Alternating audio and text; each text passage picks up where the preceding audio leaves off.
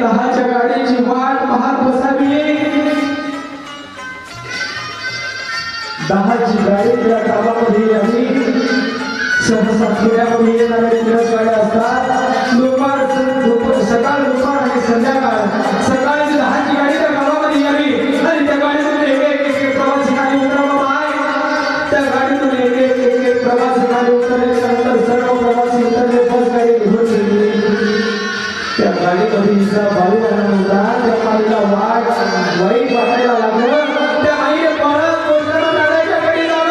दादा, अरे माझा बाळू घरी आला होता. का नसेल आला रे? त्या बाई त्या दादाने सांगावं, बाई अगं येईल दुपारच्या गाडीने. त्यावेळेस त्या बाईने दुपारच्या गाडीची वाट पाहत बसावी आणि वाट पाहत बसल्याच्या नंतर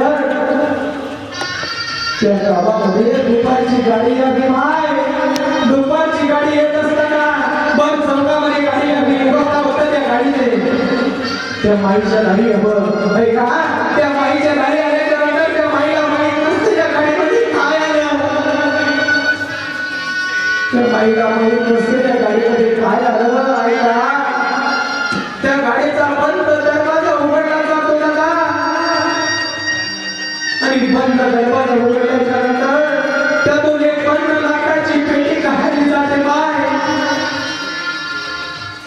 त्यातून एक बंद लाकडाची पेटी काढली जाते आणि बंद लाकडाची पेटी त्या माईच्या समोर ठेवली जाते.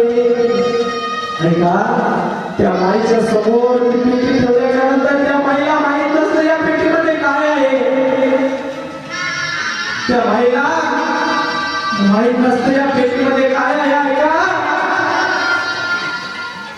त्या पेटीचा बंद दरवाजा उघडावा माय आणि बंद दरवाजा उघडल्याच्या नंतर तिरंग्याने टाकलेला एक गोळा दिसावा.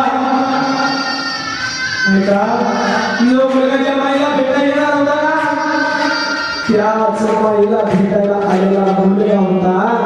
पण त्या मुलाचं भेट आलं होतं माय. त्या मुलाचं